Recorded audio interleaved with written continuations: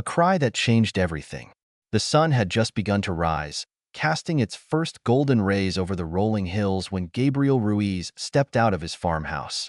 The crisp morning air was infused with the scent of dew-kissed grass, signaling another day of labor on the farm. At 52, Gabriel's hands, weathered and calloused, and his sunburned face, spoke of a life spent cultivating the land and caring for his animals. As Gabriel made his way toward the barn, a distressing moo pierced the air, a sound he knew all too well, but today it was different. It was Lorena, his favorite cow, and her cries were filled with an urgency he couldn't ignore. "What's wrong, old girl?" Gabriel murmured, quickening his pace. His heart raced with curiosity and growing concern. Lorena, her body tense, led him towards a copse of trees on the far edge of the property. Gabriel's unease deepened as he followed, sensing that something was terribly out of place. As he neared the trees, a faint sound reached his ears, so soft it was almost drowned out by the rustling leaves. It was a whimper, a desperate, almost imperceptible cry.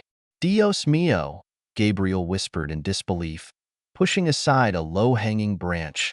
There, nestled in a cardboard box, lay a tiny, fragile baby. Wrapped in a thin, grimy blanket, the infant's pale face and closed eyes sent a chill through Gabriel's spine. For a moment, he stood frozen, the reality of the situation too much to grasp. Lorena nudged him gently, bringing him back to his senses. His hands trembling, Gabriel scooped the baby from the box. The child felt impossibly light, so fragile in his rough hands. "Beatrice!" Gabriel shouted, his voice cracking with emotion. "Beatrice, come quick." Beatrice Ruiz had just finished brewing her morning coffee when she heard the panic in her husband's voice. Her heart skipped a beat as she rushed outside, her eyes widening when she saw the bundle in Gabriel's arms. "What happened?" she asked, her voice thick with concern. Gabriel panted, his breath coming in short gasps. It's a baby. We found it in the woods. It's barely breathing." Beatrice gasped, her hand flying to her mouth. Without another word, she ushered Gabriel inside, her nurse's training taking over despite her shock. "Lay the baby on the table," she instructed, her voice steady but shaking. "I'll call Dr. Ernesto. We need help now." As Gabriel carefully placed the fragile child on the kitchen table, Beatrice dialed their close friend and local doctor, her fingers trembling. "Ernesto, it's Beatrice. We need you here immediately. We found a baby, and it's in bad shape. Please hurry." While they waited for the doctor, Beatrice and Gabriel worked together to care for the baby. Beatrice cleaned the infant with warm water, her touch gentle, as she wiped away the dirt and grime that clung to its fragile form. Gabriel stood nearby, his usual confidence replaced with helpless concern. "It's so small," he whispered, watching as Beatrice wrapped the baby in a clean, warm blanket. Beatrice blinked back tears. "It's a boy," she said softly. "He can't be more than a few days old." The sound of a car pulling up outside broke the silence. Moments later, Dr. Ernesto burst through the door, his medical bag in hand. His eyes immediately sought the baby. "Where is he?"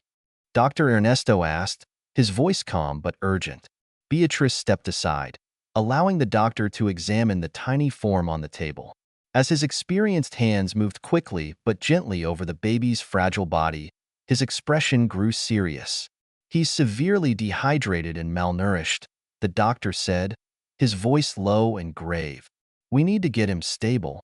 Dr. Ernesto continued to work swiftly but gently.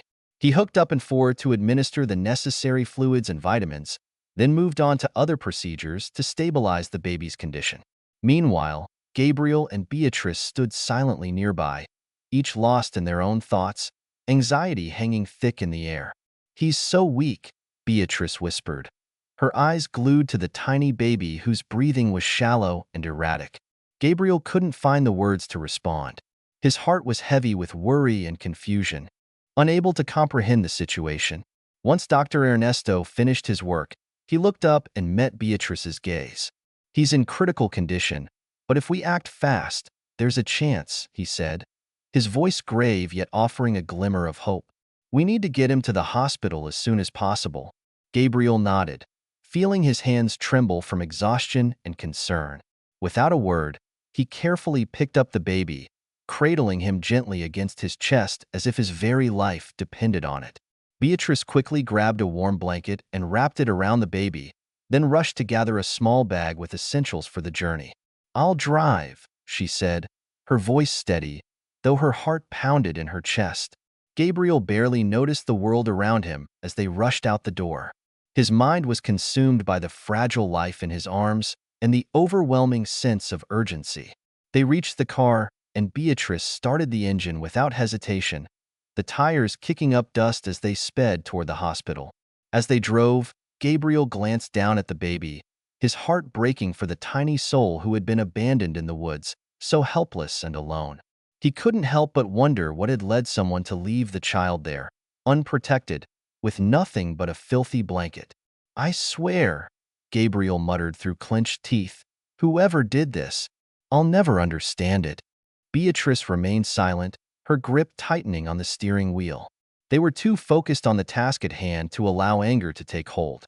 For now, all that mattered was saving this little one. When they finally arrived at the hospital, the staff was ready for them. Dr. Ernesto had called ahead, and the team rushed the baby inside, taking him to the emergency room where they would do everything possible to stabilize him. Gabriel and Beatrice stood outside the door, exhausted and anxious, waiting for any news. Time seemed to stretch on forever. Finally, after what felt like an eternity, Dr. Ernesto stepped out of the ER, his face a mixture of relief and exhaustion. "He's stable for now," the doctor said, his voice soft but reassuring. "It's touch and go, but he's fighting. We're going to do everything we can."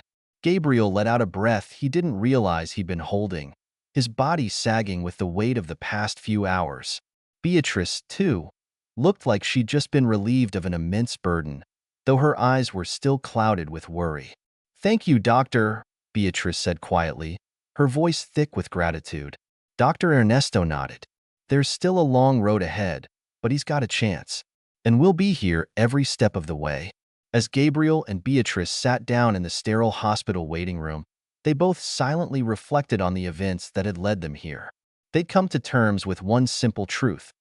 Their lives, which had always revolved around their farm, their animals, and their quiet, peaceful existence, had just been irrevocably changed. No matter what happened next, this baby had already become a part of their family. And Gabriel knew, with certainty, that he would protect this little one with everything he had. Hours passed, each minute stretching longer than the last. Gabriel and Beatrice sat in the hospital waiting room, the air thick with anticipation. They hadn't said much to each other since the doctor had given his update, but both were lost in their thoughts. Gabriel kept replaying the moment he found the baby in the woods, the urgency in Lorena's cries still echoing in his mind. He couldn't shake the image of the tiny, helpless life in his arms, and the question that had haunted him since: who would leave a child like that? Beatrice, too, was overwhelmed with emotions. She had spent most of her life caring for others, but never had she felt such an intense sense of responsibility for someone so fragile. It wasn't just the baby's survival she worried about. It was the future and the uncertainty of what might come next. Just as the weight of the night seemed to settle in their bones, the door to the waiting room opened, and Dr. Ernesto walked in, his expression more hopeful than before. "He's doing much better," the doctor said with a smile. "The fluids are helping, and he's breathing more easily. His vitals are stabilizing, though we'll need to keep a close watch on him for a while. But I believe he's strong enough to make it." Beatrice let out a breath she hadn't realized she'd been holding. Gabriel's face softened, the exhaustion finally visible in his eyes. "Can we see him?" Beatrice asked, her voice trembling slightly. "Of course," Dr. Ernesto replied. "Come with me." They followed the doctor down the hall to a small room, where the baby lay in a crib, still attached to N4, but no longer as pale and lifeless as he had been. His tiny chest rose and fell with each breath, his face a little pinker, his hands curled into soft, fragile fists. Gabriel and Beatrice stood over the crib, their hearts full as they gazed down at the child who had been left in the woods but now had a chance at life. "He's a fighter," Gabriel murmured, his voice filled with awe.